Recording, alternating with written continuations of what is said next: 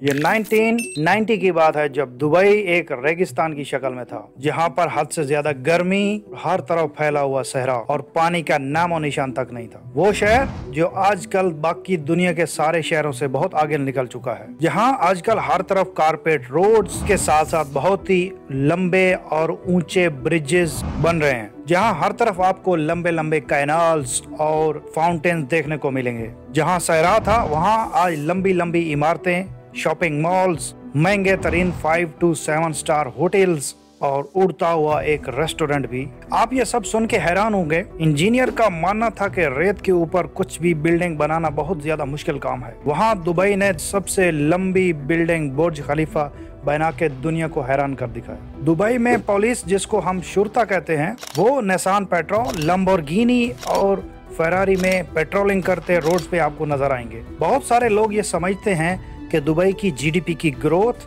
सिर्फ ऑयल पे चलती है, जबकि ये गलत है। दुबई की जीडीपी में सिर्फ ऑयल का 1% का हिस्सा है बस। दुबई की जीडीपी की ग्रोथ और सहरा से चमकता हुआ एक शहर बनाने में किस किस का हाथ है, आइए जानते हैं इस वीडियो में। Dubai. The Gulf Hub, Dubai, which is one of world's leading gateway for global travel. The ruler of Dubai, Sheikh Mohammed Al Maktoum. Global Expo in Dubai. $2 billion to do a deal in Dubai. Dubai rocked the world with its debt crisis. Dubai is back to say the whole world, we are here. Dubai loves you back.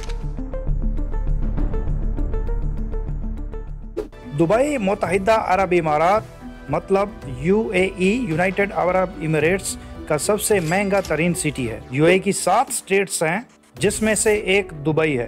Her state में अपना एक खलीफा, एक अपना ruler होता है और UAE की सबसे बड़ी स्टेट्स अबू धाबी कहलाती है। मैंने अबू धाबी में 4 साल काम किया है और लगभग दुबई में 3 साल काम किया है और वहाँ जिंदगी में बहुत कुछ सीखने को मिला है। यूएई में जो अबू धाबी का बादशाह होता है वही पूरे मुल्क का राजा कहलाता है और जो दुबई का रूलर बनेगा वो ही वजीर आजम यूएई का कहलाएगा। अगर हम दुबई की दरियाफ्त में जाएं तो हमको थोड़ा वक्त में पीछे जाना पड़ेगा। 1820 में जो दुबई था वो आज के मुकाबले में बहुत ज्यादा मुख्तलिफ है। उस वक्त हर एरिया में मुख्तलिफ बादशाहों की हुकूमत थी और उन एरियाज को शेखदम के नाम से जाना जाता था। उस वक्त दुबई अबू धाबी की सल्तनत में आता था और एक गाँव के जैसा था।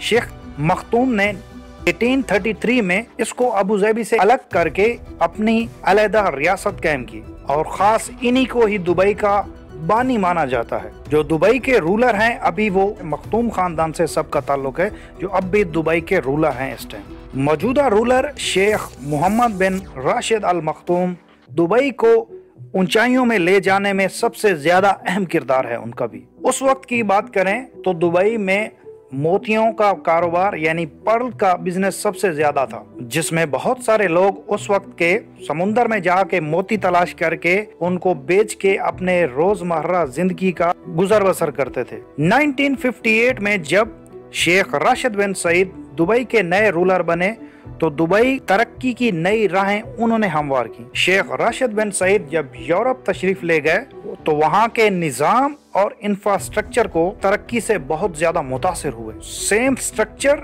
और उसी निजाम के तहत दुबई को आगे बढ़ाने के लिए उन्होंने सोचा ताकि पूरी दुनिया से दुबई में लोग आएं और वहाँ आके बिजनेस कर सकें, जिसमें वो दुबई को ट्रेडिंग एंड ट्रांसपोर्टेशन हब बनाना चाहते थे। दुबई की जो लोकेशन थी वो सबसे ज्यादा बेस्ट थी क्योंकि ईरान, इराक, सऊदी अरेबिया के दरमियान में होने के साथ साथ अफ्रीका, एशिया और यूरोप तक के रूट को कनेक्ट कर सकते थे। शेख राशिद ने दुबई की पोर्ट को और ज्यादा गहरा कराया ताकि वहाँ बड़ी बड़ी कश्तियाँ भी लंगर अंदाज हो सकें। उनके इस अच्छे स्टेप की वजह से वहाँ बड़े बड़े समुद्री जहाज और शिप्स आना शुरू हुए, जिसकी वजह से बिजनेस में ग्रोथ आई। उनके इस स्टेप की वजह से दुबई को और ज्यादा बूस्ट मिला। शेख राशिद ने दुबई के इंफ्रास्ट्रक्चर को बेहतर करने के साथ साथ दुबई एयरपोर्ट को भी तामीर करवाया। शेख साहब के इन स्टेप्स की वजह से बहुत ज्यादा पैसा खर्च हुआ उस वक्त के प्रोजेक्ट्स और इंफ्रास्ट्रक्चर को बनाने में।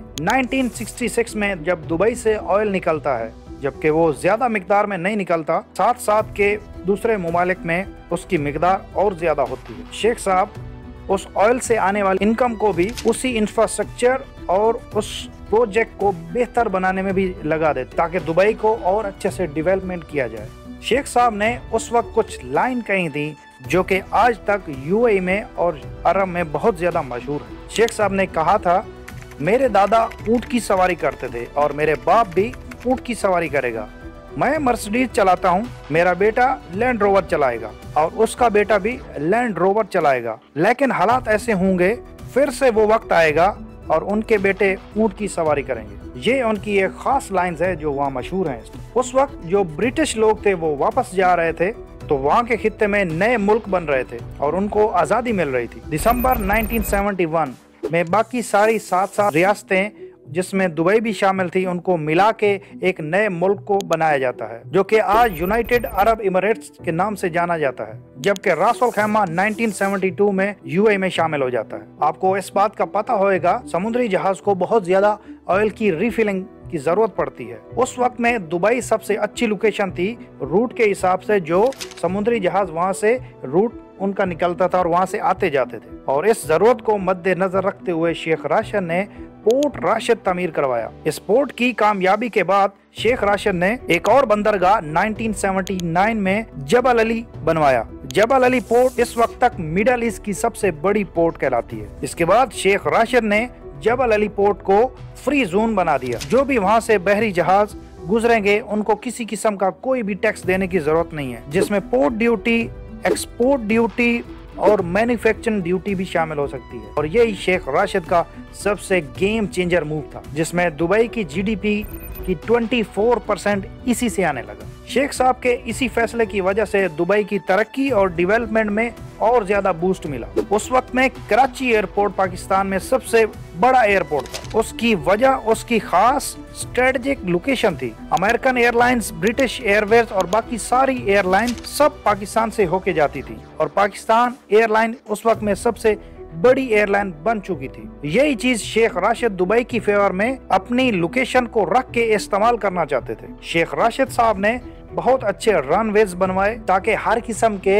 हवाई जहाज दुबई एयरपोर्ट पे लैंड करें। 1958 में उन्होंने एक अपनी एयरलाइन बनाई जिसका नाम एयर इमिरेट्स रखा, जिसकी शुरुआत में पाकिस्तान से जहाज खरीदे गए, जिसकी सबसे पहली फ्लाइट दुबई से कराची परवाज की गई। को इस तरीके से बनाया गया है जहाँ पे हर मजहब, हर कल्चर का आदमी अपनी सिक्योरिटी और सेफ्टी के साथ जिंदगी गुजार सकता है। इस वक्त तक दुबई को पेपरलेस बना दिया गया है। दुबई का वीजा सिस्टम और इतना फास्ट बना दिया गया है कि एक ही दिन में अगर आप अप्लाई करते हैं और कुछ ही घंटों में विजिट वीजा आपके हाथ में मिलता है, अगर आपके सारे डॉक्यूमेंट्स ठीक हों तो। यहाँ पर बिजनेस सिस्टम को और बिजनेसमैन को बिजनेस करने के लिए आसान और सिक्योर बनाया गया है ताकि हर किस्म के बिजनेसमैन ज्यादा से ज्यादा इन्वेस्टमेंट करें और बिजनेस में ज्यादा से ज्यादा बिजनेस बनाएं, जिससे मुल्क और बिजनेसमैन दोनों को फायदा हो। दुबई को हद से ज्यादा खूबसूरत होने के साथ साथ टूरिज्म डेस्टिनेशन और सिक्योर बनाया गया है ताकि पूरी दुनिया से लोग घूमने के लिए और रहने के लिए दुबई आएं। दुबई को bold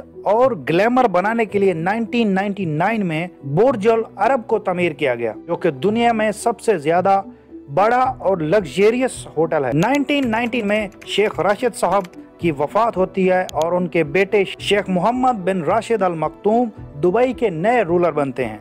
his highness Sheikh Mohammad बिन राशिद अल मखतूम एक अमेरिकन आर्किटेक्चर से बहुत ज्यादा इंस्पायर हैं, जिसका नाम डैनियल बरहमन था। तो उनका मानना था कि किसी भी सिटी को दुनिया के लिए एक अट्रैक्टिव प्लेस बनाना चाहते हैं तो आपको बड़े बड़े जायंट और बड़े बड़े प्रोजेक्ट करना होंगे। शेख मोहम्मद ने दुबई की हर बिल्डिंग को और हर प्रोजेक्ट को बहुत ही बड़े अंदाज में बनवाना शुरू कर दिया, जिसमें सबसे बड़े और अजीबो गरीब प्रोजेक्ट शामिल थे जिसको बस आप ख्वाबों में ही देखना तस्वुर कर सकते थे। पर शेख मोहम्मद ने दुनिया के सामने इन ख्वाबों को हकीकत में तब्दील कर दिया, जिसमें सबसे बड़ा प्रोजेक्ट बुर्ज दुबई था, जिसका बाद में नाम बुर्ज खलीफा रखा गया, जो कि शेख खलीफा बिन जायद अल नयान के नाम से है, जो कि उस वक्त के यूएई के प्रेसिडेंट थे, जो कि हिज हाइनेस शेख जायद अल नयान के बेटे थे और शेख जायद फादर ऑफ द नेशन कहलाते हैं और वो फाउंडर ऑफ यूएई भी कहलाते हैं। बुर्ज खलीफा के बाद और भी बहुत सारे बड़े बड़े स्केल पर प्रोजेक्ट बनाए गए, जिसमें पाम जुमेरा द वर्ल्ड, जो कि समुद्र में छोटे छोटे जजीरे बना के उनको बनाया गया है। Mall of Emirates, Dubai mall, ये सब प्रोजेक्ट शामिल हैं। और भी बहुत से बड़े बड़े प्रोजेक्ट हैं जिसमें Dubai media city, Dubai water metro शामिल हैं और दुबई फ्रेम जो सबसे बेस्ट प्रोजेक्ट है इस टाइम का, दुबई की खूबसूरती को चार चांद लगाता है। एक झूला बनाया गया है जिसका नाम दुबई आयन रखा गया है, मतलब दुबई की आंख कह सकते हैं। दुबई में एक करंटली नया प्रोजेक्ट बनाया गया है जिसको म्यूजियम ऑफ फ्यूचर कहते हैं, जो सबसे बेस्ट प्रोजेक्ट और हैरान कुन प्रोजेक्ट है। जहाँ आप जाएंगे तो आपको डिफरेंट चीजें देखने को मिलेंगी जो आपको फ्यूचर का टच देंगी। दुबई में पानी की कमी को पूरा करने के लिए समुद्र के पानी को ही फिल्टर करके पीने लायक पानी बनाया गया है। दुबई ने पोर्ट के साथ साथ पूरे मुल्क को टैक्स फ्री कर दिया था। सिक्योरिटी एंड सेफ्टी और बिजनेस ग्रोथ को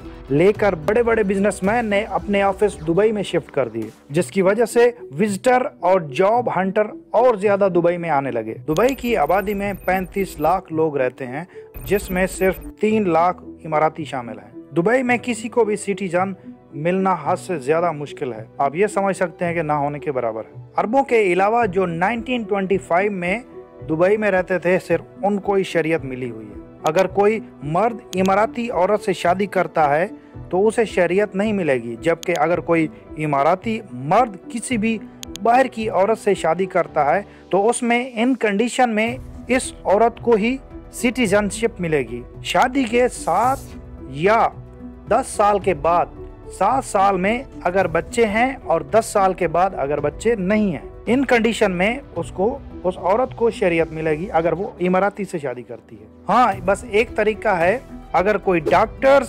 साइंटिस्ट, आर्टिस्ट जिनको 10 साल का तजुर्बा है और उनके पास कोई इंटरनेशनल अवार्ड भी है, या बहुत बड़ा कोई नामी गिरामी इन्वेस्टर है और उन सब का कोई भी क्रिमिनल रिकॉर्ड ना हो, तो उनको दुबई अपनी सिटीजनशिप देता है, लेकिन वोट का हक फिर भी नहीं उनको मिल सकता। यहाँ मैं आपको दुबई की सिटीजनशिप के कुछ फवायद बताता हूँ कि जो इमाराती लोग हैं उनके मुल्क में या उनकी गवर्नमेंट उनको क्या क्या बेनिफिट देती है, जिसमें free education, free health care, housing allowance, cost of living allowance, और जो इमाराती डिग्री होल्डर हैं यानी तालीम याफ्ता हैं, यूनिवर्सिटी डिग्री होल्डर हैं, बैचलर्स हैं, अगर वो प्राइवेट सेक्टर में काम करते हैं तो उनको 7,000 दिरहम का टॉप अप में मिलता है। बहुत ज्यादा सहूलियात दी जाती हैं और इमाराती को बहुत कुछ दिया जाता है ताकि वो लोग बहुत ज्यादा खुश रहें, जिससे वो डेमोक्रेसी या सियासत की तरफ ना जाएं। देखिए, दुबई की जर्नी हर किसी के लिए कुछ अच्छी साबित नहीं होती, खासकर उन लेबर्स के लिए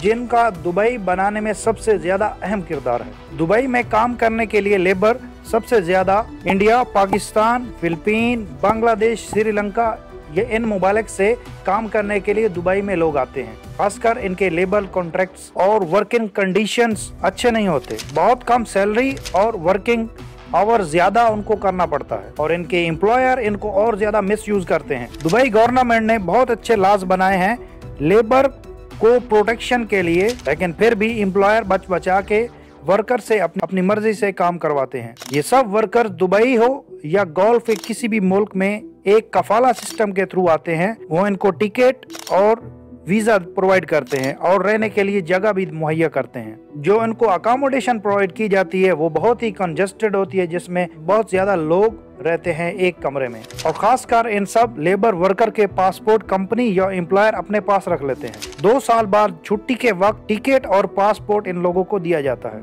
हालांकि यूएई गवर्नमेंट में लॉ ऑलरेडी बनाया हुआ, हर एम्प्लॉयर अपने एम्प्लॉय को उसका पासपोर्ट उसके हाथ में देगा, वो उसको रखने का पाबंद नहीं है, पर इसको बहुत कम लोग फॉलो करते हैं और ये सबसे बड़ी मुश्किल। अगर किसी भी वर्कर को काम छोड़ना हो, अगर वो बिना बताए छोड़ेगा तो उसको सजा भी हो सकती है। कई केसेस में देखने को मिला है कि वर्कर ज्यादा पढ़े लिखे न होने की वजह से उनसे गलत कॉन्ट्रैक्ट साइन करवाए जाते हैं, जिसकी वजह से वर्कर को 2 साल वीजा खत्म होने तक ये काम पूरा करना पड़ता है। आज के दौर में इसे मॉडर्न स्लेवरी भी कहा जाता है। 2017 में दुबई ने लेबर लॉ में काफी चेंजेस किए, जिसमें लेबर को सहूलियात और उनकी जिंदगी को आसान बनाने के लिए इकदाम। दुबई ने बहुत जगह तरक्की भी की है, लेकिन बहुत जगह दुबई अब भी पीछे है। वाकई एक सहरा से एक जगमगाता और टेक्नोलॉजी में आगे बढ़ते हुए शहर में से दुनिया में आज सबसे नंबर 1 है।